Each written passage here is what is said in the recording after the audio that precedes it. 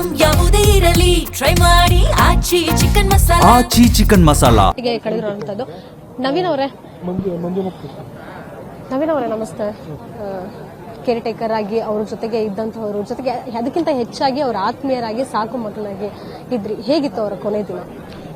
Madam, ಮೊನ್ನೆವರೆಗೂ ಚೆನ್ನಾಗಿದ್ರು ಅವರು. ಅವ್ರಿಗೂ ಗೊತ್ತಿಲ್ಲ, ಅವ್ರಿಗೆ ಸಾಮಾನ್ಯಗೆ ಸಣ್ಣ ಪುಟ್ಟ ಉಸಿರಾಟ ತೊಂದರೆ ಅವಾಗ ಬರ್ತಾಯಿತ್ತು. ಮಾತ್ರೆಗಳು ಎಲ್ಲ ಡಾಕ್ಟ್ರು ಏನು ಹೇಳ್ತಾರೆ ಅದು ನಡೀತಾ ಇತ್ತು.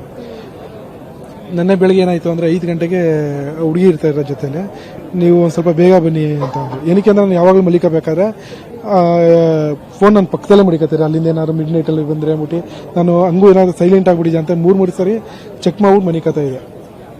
ಅದೇ ಥರ ಬೆಳಗ್ಗೆ 5 ಗಂಟೆ ಫೋನ್ ಮಾಡ್ತಕ್ಕ ಹೇಳಿ ಬಗ್ಗೆ ಅಂತ ಅಂದೆ.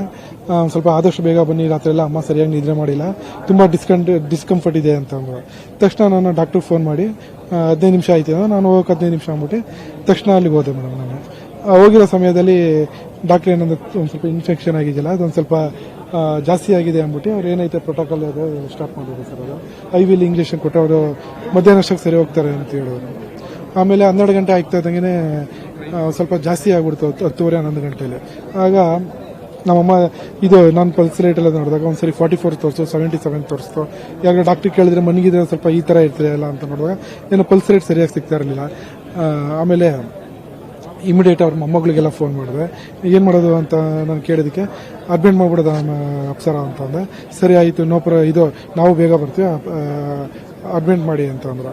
ಅಲ್ಲಿ ಹಾಸ್ಪಿಟ್ಲಿಗೆ ಕರ್ಕೋಗಿ ಇಮಿಡಿಯೇಟ್ ಅಲ್ಲಿ ಇದಾದಾಗ ಅವ್ರು ಏನಂತ ಹೇಳಿದ್ರು ಅಂತಂದ್ರೆ ಕಿಡ್ನಿದೆಲ್ಲ ಡ್ಯಾಮೇಜ್ ಆಗಿ ಇದು ವರ್ಕ್ ಆಯ್ತಲ್ಲ, ನಾವು 20-30% ಗ್ಯಾರಂಟಿ ಕೊಡೋದು ಅಂತ ಹೇಳಿದ್ರು. ತಕ್ಷಣ ಅವರೆಲ್ಲರ ಫ್ಯಾಮಿಲಿ ಎಲ್ಲ ಬಂದು ಇದು ತುಂಬಾ ಸಿಂಪಲ್ ಆಗಿರ್ತಾ ಇದ್ರು. ಅಷ್ಟೆಲ್ಲ ಆಸ್ತಿ ಇತ್ತು, ದುಡ್ಡಿತ್ತು, ಆದ್ರೂ ಅಷ್ಟು ಸರಳವಾಗಿ ಜೀವನ ಮಾಡೋದಕ್ಕೆ ಕಾರಣ ಏನು? ನಿಮ್ಮ ಹತ್ರ ಏನಾದ್ರು ಮಾತಾಡ್ತಿದ್ರ? ಏನ್ ಹೇಳ್ತಿದ್ರು ಅವರು? ಈಗಿಂದಲ್ಲ, ಚಿಕ್ಕ ಮಗು ಆಗಿದ್ದ ಗೋಲ್ಡ್ ಎಲ್ಲ ಇಷ್ಟ ಇಲ್ವಂತೆ. ಚಿಕ್ಕ ವಯಸ್ಸಲ್ಲ ಗಂಡು ಮಗು ತರನೇ ಬೆಳೆದ್ರಂತೆ. ಅವರು ಚಿಕ್ಕ ಸರ್ಕಸ್ ಎಲ್ಲ ಮಾಡೋರಂತೆ. ಆಗಲ್ಲ ಆ ಥರ ಎಲ್ಲ ಏನೇನೋ ವಿಷಯಗಳು ಇರೋರು. ನಿಮಗೆ ಪ್ರತ್ಯೇಕವಾಗಿ ಏನಾದ್ರು ಸಹಾಯ ಮಾಡೋದು ಅಥವಾ ನೀವೇನಾದ್ರೂ ಪರ್ಸನಲ್ ಆಗಿ ಮಾತಾಡಿದ್ದು? ಆಗಿನ ಕಾಲದಲ್ಲಿ ಹಂಗೆಲ್ಲ ತುಂಬಿದಿತ್ತು. ಅವ್ರ ಹೆಸರು ಮಡಗಿ ಇದು ಅವ್ರ ಹೆಸರು ನಾನು ಶೋರೂಮ್ ಎಲ್ಲ ಓಪನ್ ಮಡಗದ್ಮೇಲೆ ಸಾಕಷ್ಟು ಹಣ ನಾನು ಸಂಪಾದನೆ ಮಾಡಿದ್ದೀನಿ. ಅವ್ರದ್ದು ಯಾವುದೇ ತರ ನಾನು ಸಹಾಯ ಪಡೀತಾ ಇರಲಿಲ್ಲ. ಈಗ ಅವರು ಇನ್ನಿಲ್ಲ ಅಂತ ಕೇಳಿದಾಗ ಏನ್ ಮಿಸ್ ಮಾಡ್ಕೊಳ್ತೀರಾ ಅವ್ರನ್ನ? ಎಲ್ಲ ಫ್ಯಾಮಿಲಿ, ಫ್ರೆಂಡ್ಸ್, ಎಲ್ಲ ಫ್ಯಾನ್ಸ್ ಎಲ್ಲ ಇದ್ದಾಗಿಂದ ನನ್ಗೆ ಏನಾಗ್ತಾ ಇದೆ ಅಂತಾನೆ ಗೊತ್ತಾಗ್ತಾ ಇರಲಿಲ್ಲ.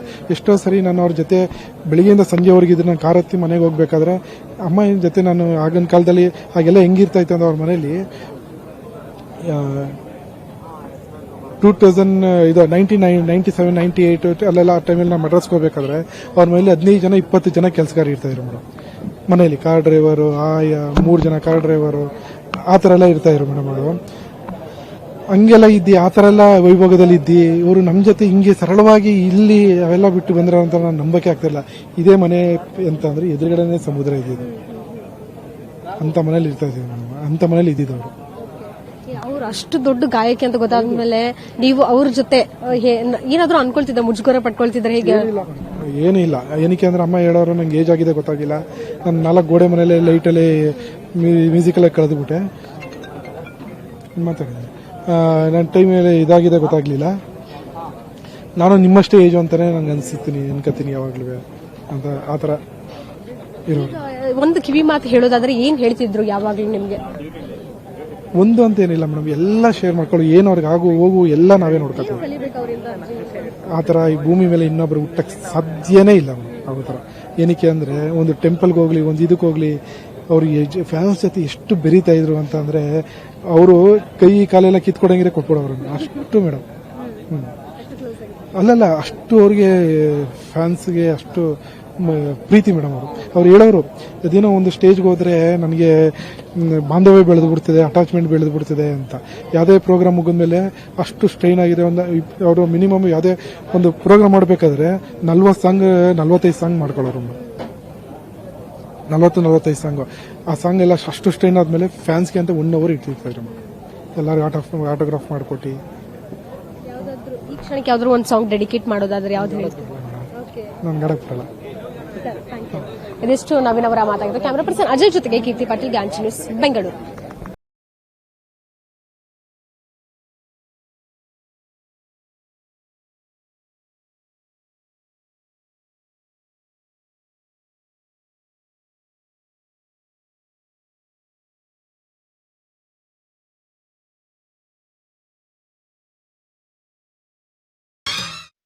ಅಂತ ಇವರೆಲ್ಲ ಸಿಗಲ್ಲ. ಏನ್ ಮಾಡಿದ್ರು ಅವ್ರಿಗೆ ಮೈಸೂರಲ್ಲಿ ತುಂಬಾ ಇಷ್ಟ. ಒಬ್ಬೊಬ್ರೆ ಆತರ ಹುಟ್ಟೋರು, ಒಬ್ಬೊಬ್ರು ಅದಲ್ಲದೆ ಇಲ್ಲಿ ದಪ್ಪನ ಆಯ್ತಾರ ತುಂಬಾ. ಇಲ್ಲ, ಮೈಸೂರು ಅಂದ್ರೆ ಅವ್ರಿಗೆ ತುಂಬಾ ಇಷ್ಟ. ಅವ್ರು ಮೈಸೂರಲ್ಲಿ ಬಂದ್ರೆ ತುಂಬಾ ಸತಿ ಇಲ್ಲೇ ಇರ್ತಾ ಇದ್ರು. ಯಾವಾಗ್ಲೂ ಜಾನಕಿ ಅಮ್ಮ ಅಂತಿವ್ರು ಈ ತರ ಒಂದು ಕೋಗಿಲೆ, ಒಂದು ಒಳ್ಳೆ ಆರ್ಟಿಸ್ಟ್ ಮತ್ತೆ ಚೆನ್ನಾಗಿ ಇದ್ ಮಾಡ್ತಾ ಇದ್ರು. ಬಟ್ ಇಂಥ ವ್ಯಕ್ತಿ ಮತ್ತೆ ಹುಟ್ಟಲ್ಲ, ಮುಟ್ಟು ಬರ್ಲಿ ಮತ್ತೆನೆ. All the best. ಓಕೆನಾ. ನಾದಕ್ಕೆ ನಲಿಯದ ಮನಸ್ಸೇ ಇಲ್ಲ, ನಾದಕ್ಕೆ ಒಲಿಯದ ದೇವರೇ ಇಲ್ಲ ಎಂದು ಹಾಡಿ ನಮಗೆ ನಾದವನ್ನು ದೈವತ್ವಕ್ಕೆ ಮನಸ್ಸಿಗೆ ಮುದ ನೀಡಿದಂತ ಮಹಾನ್ ಗಾಯಕಿ, ಗಾನ ಕೋಗಿಲೆ, ಗಾನ ಸರಸ್ವತಿಯಾದಂಥ ಶ್ರೀಮತಿ ಎಸ್ ಜಾನಕಿ ಅಮ್ಮನವರ ದರ್ಶನಕ್ಕಾಗಿ ಬಂದಿದ್ದೇವೆ. ಪುಣ್ಯಾತ್ಗತ್ತಿ ಕೊನೆಯಲ್ಲೂ ಕೂಡ ಕರ್ನಾಟಕದ ನೆಲದಲ್ಲೇ ಇಲ್ಲಿಯೇ ಕೂಡ ತಮ್ಮ ಜೀವವನ್ನು ತ್ಯಜಿಸಿದ್ದಾರೆ. ಅವರಿಗೆ ಕನ್ನಡಿಗರ ಪರವಾಗಿ ಅನಂತ ಕೋಟಿ ಧನ್ಯವಾದಗಳನ್ನು ಸಮರ್ಪಿಸುತ್ತೇವೆ. ಓಕೆ, ನಾದ ಬ್ರಹ್ಮ ಹಂಸಲೇಖ ಅವರು ಕೂಡ ಬಂದು ಈಗ ಎಸ್ ಜಾನಕಿ ಅವರ ಅಂತಿಮ ದರ್ಶನ ಪಡೆದುಕೊಳ್ತಾ ಇರುವಂತಹ ದೃಶ್ಯವನ್ನ ನೋಡ್ತಾ ಇದ್ದೀರಿ. ಅಂತಿಮ ನಮನ ಸಲ್ಲಿಸ್ತಾ ಇರುವಂತಹ ದೃಶ್ಯವನ್ನ ನೋಡ್ತಾ ಇದ್ದೀರಿ. ಸಂಗೀತ ಲೋಕದ ದಿಗ್ಗಜರು ಆಲ್ರೆಡಿ ಒಬ್ಬೊಬ್ಬರೇ ಆಗಮಿಸಿ ಅವರ ಅಂತಿಮ ದರ್ಶನ ಪಡೆದುಕೊಳ್ತಾ ಇರುವಂತಹ ದೃಶ್ಯ. ಅದರ ಜೊತೆಗೆ ಸಾಕಷ್ಟು ಜನ ಸಾರ್ವಜನಿಕರು ಕೂಡ ಬಂದು ಅಂತಿಮ ದರ್ಶನ ಪಡೆದುಕೊಳ್ತಿದ್ದಾರೆ.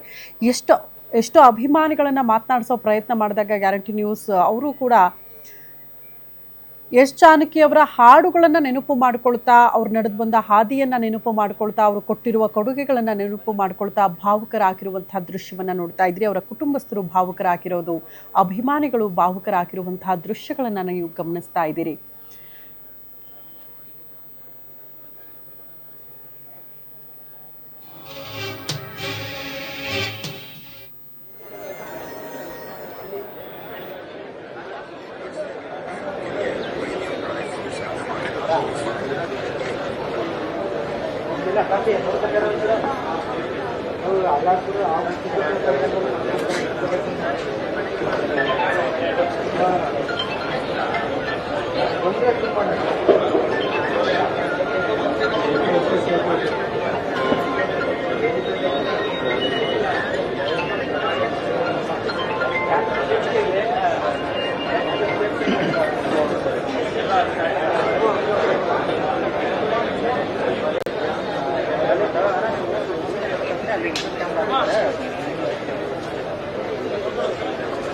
ಫೋಟೋ ಅಂತ ಬ್ರೋ, ಫೋಟೋ ಫ್ರೇಮ್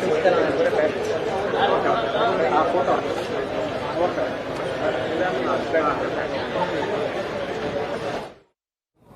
ಒಂದು ರೀತಿ ಗಾನಕ್ಕೋಗಿಲೆ ಜಾನಕಮ್ಮನವರ ನಿಧನದ ವಿಷಯ ಗೊತ್ತಾಗಿದೆ ಬಂಧುಗಳೇ. ಒಂದೇನಂದ್ರೆ ಮೈಸೂರಿನಲ್ಲಿ ಅವರ ಪ್ರಾಣತ್ಯಾಗ ಆಗಿರೋದು ಮಾತ್ರ ಒಂದು ರೀತಿ ನಮಗೆ ಸಮಾಧಾನ. ಯಾಕಂದ್ರೆ ಹತ್ತಿರದಿಂದ ಅವ್ರನ್ನ ನೋಡುವಂಥದ್ದು, ಏನೋ ಒಂದು ಸಣ್ಣ ಸೇವೆ ಮಾಡುವಂಥದ್ದನ್ನ ಇವತ್ತು ಮಾಡಿದೀವಲ್ಲ ಅನ್ನೋದಷ್ಟೇ ಸಮಾಧಾನ ಬಿಟ್ರೆ ಇನ್ನು ಅವ್ರಿಗೆ ಸಾಟಿ ಆದಂಥ ಧ್ವನಿ, ಸಾಟಿ ಆಗುವಂಥ ಕಂಠ ಇನ್ನೆಲ್ಲೂ ಇಲ್ಲ ಅನ್ನೋದು ಗೊತ್ತಿರುವಂಥ ಸಂಖ್ಯೆ. ನಾವು ಚಿಕ್ಕ ವಯಸ್ಸಲ್ಲೆಲ್ಲ ಹೇಳ್ತಾ ಇದ್ವಿ, ಆಗಿನ ಗೆಜ್ಜೆ ಪೂಜೆಯ ಹಾಡುಗಳು, ಗಗನವೆಲ್ಲೋ ಭೂಮಿಯೆಲ್ಲೋ ಹಾಡು ಕೇಳಿದಾಗ ಮೈ ರೋಮಾಂಚನ ಆಗ್ತಾ ಇದ್ದಿದ್ದು ನೆನಪಿಗೆ ಬರುತ್ತೆ. ಆ ಎರಡೂ ಕನಸಲ್ಲಂತೂ ನಾವು ಪೂಜಿಸಲೆಂದೇ ಹೂಗಳ ತಂದೆ ಅನ್ನುವಂಥ ಗೀತೆಗಳನ್ನ ಇನ್ಯಾರೂ ಹಾಡಕ್ಕಾಗದೇ ಇಲ್ಲ. ಮಹಾನ್ ದೈವಭಕ್ತರು ಎಷ್ಟರ ಮಟ್ಟಿಗೆ ಅಂದ್ರೆ ಅವರ ಕೈಯಲ್ಲಿ ಕೃಷ್ಣನ ವಿಗ್ರಹವನ್ನ ಇಟ್ಕೊಂಡು ಅವರು ಇರೋದನ್ನ ನಾವು ಗಮನಿಸಬಹುದು.